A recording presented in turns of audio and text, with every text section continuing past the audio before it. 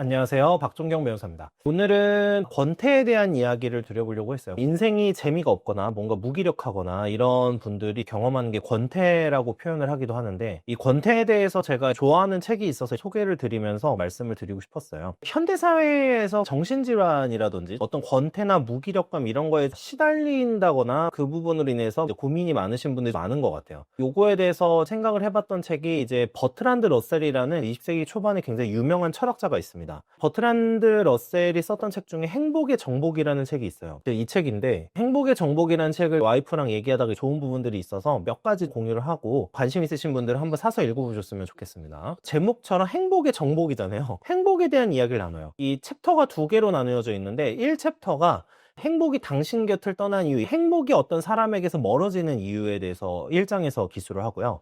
2장에서는 행복으로 가는 길에 대해서 표현을 합니다. 제가 오늘 권태에 대해서 얘기를 드린다고 했는데, 이 챕터 1, 행복에서 멀어지는 길 중에 이 권태라는 부분이 등장을 합니다. 대부분 권태에 대해서 이유를 얘기를 할 때 이 책에서는 어떻게 얘기를 하냐면요, 어쩔 수 없이 상상하게 되는 지금보다 바람직한 상황, 내가 지금 경험하고 있는 삶보다 훨씬 더 나은 삶을 이제 비교를 한다는 거죠. 현재 상황과 비교를 하다 보니까 권태가 오게 된다라는 게 첫 번째 이유로 제시를 했었고요.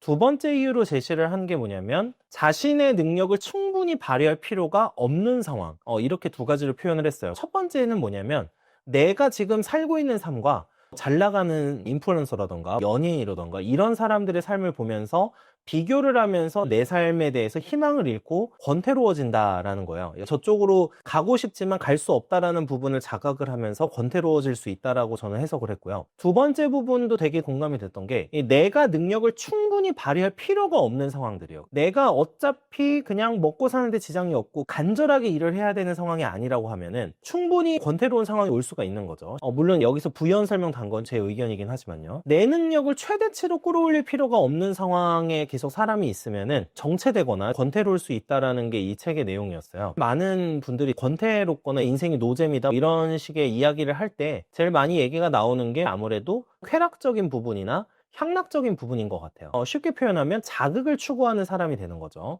가령 집에 누워서 할 게 없다 그러면 유튜브를 틀고요. 유튜브도 사실은 도파민 보상 체계로 보면은 즉시 자극을 받을 수 있는 매체죠. 그리고 게임을 한다거나 아니면 갑자기 맛있는 거 시킨다거나, 제가 가난해지는 어떤 유형에서 이런 부분들을 많이 말씀드렸는데, 사실 가난한 분들이 어떤 삶에 대해서 절망을 하거나 굉장히 힘들다라고 생각을 하기도 하지만 상당수가 권태로운 삶을 살기도 합니다. 이게 중복적으로 작용하는 부분들이 있고, 또 즉시 어떤 자극을 추구하는 것 중에 제일 대표적인 게 SNS죠. 그래서 SNS 같은 경우에는 인간이 누군가와 소통하고 싶다라는 욕구, 욕망, 자극 이런 부분을 즉시 충족을 시켜주죠. 불특정 다수와 바로바로 이야기를 나눌 수 있고 관계를 맺을 수 있다. 이 부분도 욕망 체계의 한 일환이다 이렇게 생각을 하고 있어요. 이러다 보니까 현대사회는 사실 계속해서 사람들이 자극을 추구하기 쉽게 만들어지는 사회라고 생각을 해요. 사업적인 어떤 부분으로 고민을 할 때 계속해서 그쪽으로 고민을 하면은 사람들이 자극을 쉽게 추구할 수 있도록 만들어줘야겠네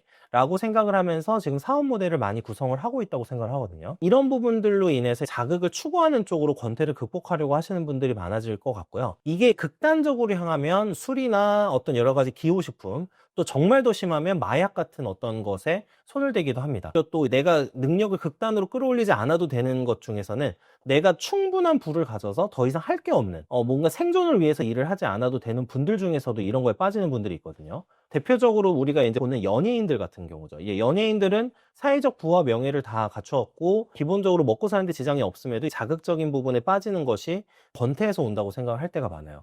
아니면 굉장한 큰 스트레스거나. 근데 이 중에 권태도 들어간다고 생각을 하기 때문에 자극을 추구하는 쪽으로 가는 경우가 현대사회에선 되게 많다 이렇게 생각을 하고 있어요. 그래서 저는 개인적으로 권태를 자주 느끼시는 분들이 해결할 수 있는 방식은 이거라고 생각을 해요.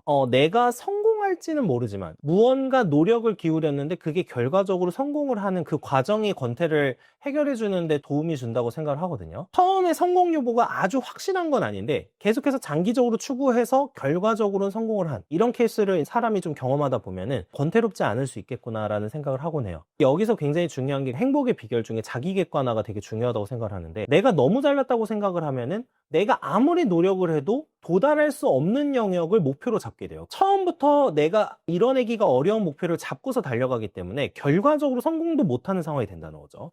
이것 때문에 사람이 불행해질 수 있다는 생각도 해요. 그래서 저는 이 권태 극복에 있어서는 자기 객관화가 중요하구나라는 생각을 책을 보면서 하게 됐었고요. 책에서 또 나오는 내용은 뭐냐면 일에 대한 내용이에요. 일을 하지 않는 것보다는 일을 하는 게 행복할 가능성이 높다. 반대로 얘기하면 일을 안 하는 게 일을 하는 것보다는 덜 행복할 가능성이 높다. 이런 식으로 표현할 수 있는데, 일을 많이 해서 불행하신 분들도 있겠죠. 그리고 일을 아예 못해서 불행하신 분들도 있는데, 두 가지 중에 굳이 비교를 하자면은 일을 조금이라도 하는 사람이 그래도 권태롭지 않을 가능성이 높고 행복할 가능성이 높다고 보는 게 이 책의 견해예요. 저도 이 부분에 대해서는 공감을 하고, 근데 사회 전반이 사실은 일에 대해서 굉장히 악마화하는 경향이 있어요. 물론 저도 중소기업이나 이런 수당도 주지 않고 야간 연장 근무를 하고 이런 거를 모르는 거는 아니지만 일 자체에 대해서는 악마화할 필요는 없다고 생각을 해요. 지금 대선 과정이 진행이 되고 있는데 양당이 주 4.5일제나 이런 부분을 제시하기도 하고요. 일하는 시간을 무조건 줄여야지 행복해라는 식으로 담론을 전개해가고 있는 게 느껴지거든요. 일에 대해서 안 좋다고 생각하는 견해가 굉장히 대중에게는 좀 잘 먹히는 어떤 캐치프레이즈구나 이런 생각도 하기는 했습니다. 어쨌든 이 권태에서 벗어나는 부분에 대해서 일을 하는 거가 상당히 도움이 된다는 부분이고, 그 다음에 이 책에서 굉장히 강조하는 게 폭넓은 관심이에요. 내가 어떤 일에 굉장히 고통스럽고 힘들면은 그 관심사 이외의 것에는 별로 관심을 안 갖게 돼요. 근데 저는 반대로도 생각을 하거든요. 내가 하고 있는 일만 또 너무 관심을 가지면은 이것 때문에 불행하고 오히려 권태가 올 수도 있다라고 생각을 해요. 이거를 저는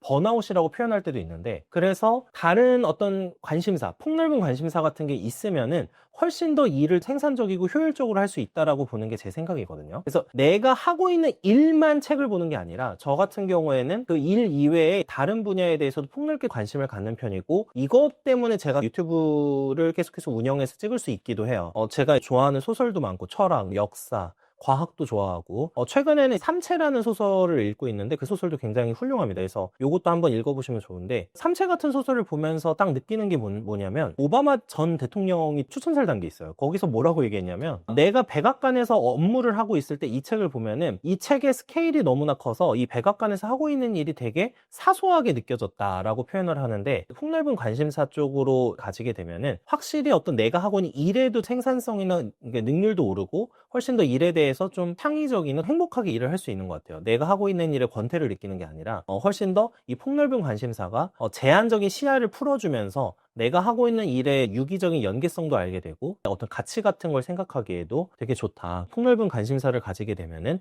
행복할 가능성도 높고 권태를 느끼지 않을 가능성이 높다, 이렇게 생각을 하고 있습니다. 책 읽기의 장점에 대해서 늘 말씀을 드리고 있지만, 최근에는 계속해서 숏폼 위주의 어떤 컨텐츠가 늘어나고 있잖아요. 글도 굉장히 호흡이 빠르고 짤막짤막한 글, 그리고 실제로 SNS 콘텐츠들도 그런 식으로 많이 구성이 되고 있는데, 이 부분이 어떤 사람의 권태나 행복적인 측면에 방해가 될 수도 있다는 생각도 한번 해보게 되고요. 어떤 책 읽기든 어떤 폭넓은 관심사를 가지게 되면은 그 사람의 시야도 풀어주면서 여러 가지 삶을 긴장을 완화시켜주는 데 있어서도 폭넓은 관심을 갖는 거, 삶을 풍요롭게 하고 권태롭지 않게 하는 데 도움이 되는 게 아닌가 해서 오늘 제 생각과 책 추천을 드리면서 영상을 찍어보게 됐습니다. 여러분 모두 권태롭지 않고 행복한 삶을 사셨으면 하는 바람에서, 혹시 좀 관심 있으신 분들은 이 책도 한번 읽어보셔도 좋을 것 같아요. 시청해주셔서 감사합니다.